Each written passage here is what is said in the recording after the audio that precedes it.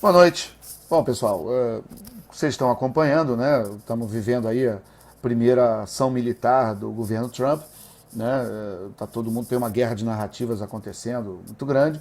Vamos tentar entender um pouquinho o que está acontecendo, até porque o conflito está acontecendo numa região remota do mundo, né? Numa região onde o acesso livre aos jornalistas e aos cinegrafistas quase não acontece. Então, muito do que a gente sabe são relatos que vêm de pessoas que estão diretamente envolvidas com o conflito ali no chão. Então, a chance também dos jornais e nós aqui no Brasil recebemos informações que tem algum tipo de distorção é muito grande, né? Então, acho que até o primeiro comentário é que a gente tem que ter uma certa humildade na hora de comentar essas coisas. Eu vejo muita gente no jornalismo, nas redes sociais, com muita certeza e falando como se tivesse com completo domínio do que está acontecendo. Eu recomendo um pouco de prudência nesse momento, né? Mas vamos lá. Então, o que a gente pode falar sobre essa ação, né? A gente tem a versão oficial, como vocês sabem, o mundo foi inundado de imagens de um ataque com armas químicas, com gás sarin, numa população civil na Síria, né? E o governo Assad foi responsabilizado, mais uma vez, né? A gente tem certeza absoluta que foi o Assad? Não temos ainda, né? Você tem versões, né? O governo Assad nega, né? Ele diz, e os parceiros, né, tradicionais, como a Rússia, também negam que o ataque tenha sido do próprio governo Assad. Então, de qualquer jeito, as imagens chegaram. As informações que o governo americano e que Donald Trump tem sobre o caso não são as mesmas informações do que nós temos, né, que não recebemos as informações diretas dos militares, dos serviços de inteligência. Então, eu tenho visto também, isso é um outro comentário que eu vejo, o Trump não apresentou provas. Quer dizer, o sujeito acha que no meio de uma guerra ali o Trump vai parar para ficar informando, dando coletiva de imprensa, né? É claro que em algum momento o que puder ser publicado vai ser publicado, mas agora nós estamos no meio do conflito, o conflito começou agora, né? E muita informação, evidentemente, é secreta, né? Então, a gente viu que muitos mísseis foram disparados numa ação muito pontual, né, num alvo militar do governo sírio, e o objetivo não é abrir uma nova guerra, como uma guerra do Iraque ou do Vietnã, enfim, é um ataque cirúrgico, pontual e, de certa forma, uma repreensão ao governo Assad por ter usado as armas químicas, né? Então, inclusive até ter essa polêmica que ele deveria ter, a Constituição manda o Trump ou o governo pedir autorização para o Congresso para começar uma guerra, mas o erro de quem fala isso é que o Trump não começou uma guerra, né? Ele fez uma ação pontual, né, que teve começo, meio e fim, pelo que sabemos até o momento, né? Então, para isso, o comandante em chefe, o presidente americano, ele pode fazer, tá? Então, eu vi até alguns políticos americanos falando isso e falaram bobagem, tá? O que o governo tem que autorizar é o início de uma guerra, que é uma outra coisa, tá? E até o momento não é o que nós estamos vendo, não é o que está acontecendo. Bom, parece, para quem está vendo e está recebendo as informações, que não faria muito sentido, nesse atual estágio do conflito, que o Assad disparasse esse ataque, né? Ele está num bom momento da guerra civil que está acontecendo na Síria, que já acontece há alguns anos, né? É um conflito muito complicado, onde não tem santo, né? Quer dizer, você tem de um lado um ditador que está no poder já na segunda geração, o pai dele estava no poder, ele está. É um regime que já tem muitos anos comandando com mão de ferro a Síria. Mas quem está do outro lado, os chamados rebeldes, que o jornalismo tem chamado de rebelde, basicamente o que há de pior no jihadismo islâmico, né? Você tem a turma da Al-Qaeda, a turma do Estado Islâmico, né? Você tem uma gente que não há sombra de dúvida que é muito pior do que o Assad, né? Óbvio que o Assad não é flor que se cheire, mas ele ao menos mantém alguma estabilidade. Ele é muito popular, né? Ele é uma figura muito popular no país, tem apoio, né?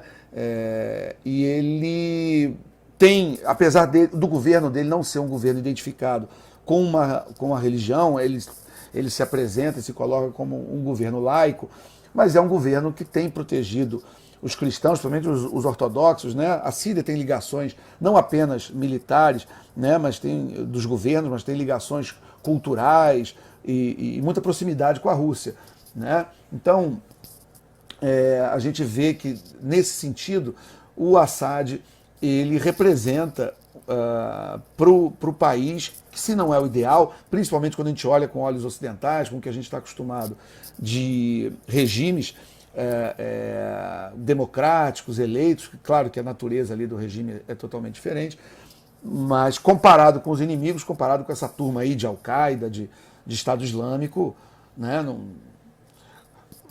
claro que, a manutenção do Assad no poder é preferível. Mas todas essas dúvidas levantam por quê? Porque, além de a gente não ter certeza se o Assad foi mesmo o responsável pelo ataque, é possível que ele tenha sido, tá? Ninguém está descartando, né? Mas poderia não ser um movimento lógico e racional dele, né? Quer dizer, ele pode ser um ditador sanguinário, mas ele nunca deu sinais de ser um idiota, enfiar o pé pelas mãos e fazer coisas destemperadas, né?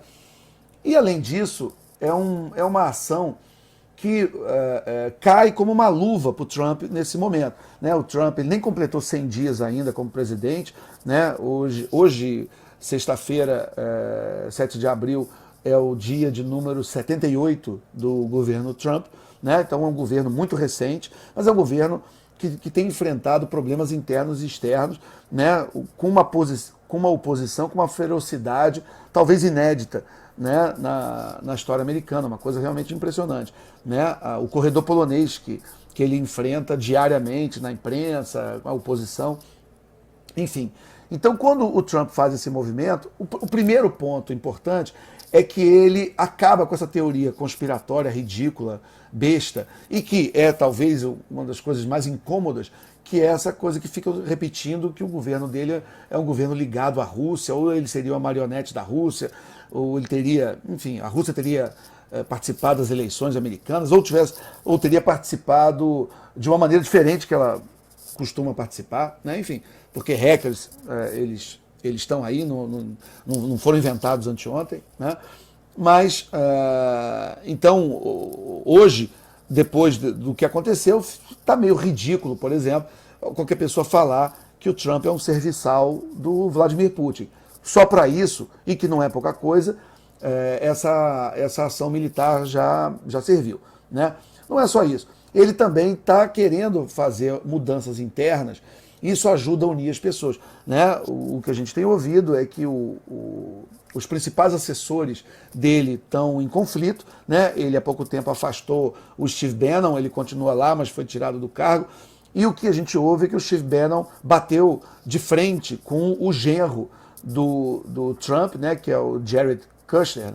E o Jared Kushner manda muito, né? Ele é muito influente com o sogro, né? E parece que ele teve um desentendimento pesado com o Bannon, e o Bannon, apesar de ser um cara inteligentíssimo, brilhante e com grandes conquistas ao longo da sua carreira e da sua vida, mas o Steve Bannon, ele está numa organização onde não se deve brigar com o genro do presidente, né? Então, isso é muito possível que ele, pessoas ligadas a ele, e uma turma aí que participou muito intensamente da campanha desses primeiros dias, acabe sendo afastada e uma nova turma acabe entrando nos próximos dias, né? Então, esse freio de arrumação aí com esse ataque talvez ajude também. Outra coisa também é criar mais um contraponto entre o governo Trump e o governo Obama. O governo Obama, como vocês sabem, ele cometeu, né, entre os diversos erros ou crimes, né? Foi em 2012, eles, um pouco antes das vésperas da eleição que reelegeu o Obama contra o Mitt Romney em 2012, o Obama falou que o governo sírio tinha uma linha vermelha, uma red line, que ele não deveria cruzar, que era usar arma química. e pelo que se aceita, né, como uma versão, o governo sírio, o governo Assad, usou no dia seguinte, né, e foi uma coisa horrorosa, mas o governo Obama não... O governo Obama tinha a mesma possibilidade de fazer o ataque que foi feito pelo Trump, mas ele optou por abrir a discussão no Congresso, né, tentar fazer um caminho que, pelo que se acredita, era uma maneira de protelar e acabar não tomando a atitude militar, como ele acabou não tomando, né, principalmente porque o Vladimir Putin falou um pouco mais alto, deu umas declarações que não estaria confortável com uma ação americana na época, lá em 2012, e Obama, envergonhando o próprio país, acabou não cumprindo a promessa que ele tinha feito de responder e fazer alguma coisa como o Trump fez ontem. Então o Trump também conseguiu fazer e marcar de uma maneira muito clara uma diferença e, de certa forma, ele cumpriu a palavra do governo americano que foi dada pelo Obama e não foi cumprida em 2012 e ele agora acabou fazendo. Então isso também é um momento que inclusive fez com que o Obama, que fez com que o Trump ele contasse com o apoio de basicamente seus inimigos internos, né? O Partido Democrata está em peso apoiando a ação, a Hillary Clinton apoiou, alguns dos apoiadores tradicionais do Trump chiaram e reclamaram, mas você vê que nas últimas horas alguns deles têm voltado atrás, têm diminuído o tom, têm visto que talvez eles tenham tido uma reação exagerada, e tudo indica que o Trump pode vencer também essa guerra de apoios e passar uma imagem de um líder competente, alguém que reagiu na hora, reagiu com firmeza e fez o que devia ter sido feito. Ele também, nos últimos dias, ele andou conversando com muitos líderes mundiais, inclusive quando o ataque foi autorizado, ele estava com os líderes do governo chinês, né? E realmente foi uma atitude muito corajosa dele, onde ele mostrou que ele não está para brincadeira, né? Eu acho que essa mensagem foi recebida não só em loco pelos chineses, né? Mas também pelos governos da Rússia, pelo governo iraniano, pela Coreia do Norte, que andou fazendo uns gracejos. Eu acho que agora o gordinho vai pensar duas vezes, né, antes de querer se meter a besta com o Trump. Então, isso também foi útil e é um momento positivo. Além do apoio interno, o Trump também contou com apoio externo, né? Quase todos os países da comunidade internacional estão do lado dele, apoiaram, né? A França, a Inglaterra, o Canadá, quer dizer, você tem visto... a França vai ter eleição daqui a pouco, né? Mas o François Hollande, que é o atual presidente, ele apoiou a ação realizada pelo Trump. Em relação à imprensa, a imprensa que passou esses 78 dias da presidência do Trump simplesmente batendo, ela está um pouco desnorteada, porque não tem muito o que criticar dessa ação, né? E a imprensa estava muito enojada, como toda a opinião pública, né, com essa coisa horrorosa, abominável, que é um ataque de armas químicas, que matou civis, crianças, bebês, uma coisa que a gente acredita que é superado na história da humanidade, isso é passado, isso não pode acontecer de forma alguma, né?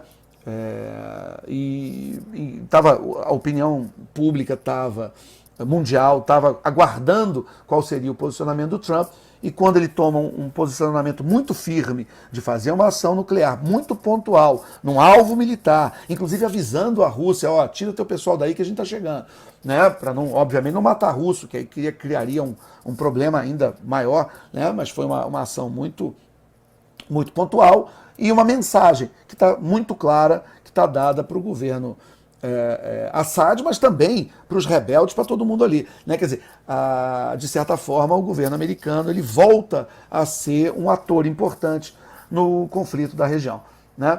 Então, enfim, a gente é um comentário rápido, né, que eu estou mandando para vocês. Muitas informações vão chegar aí ao longo dos próximos dias.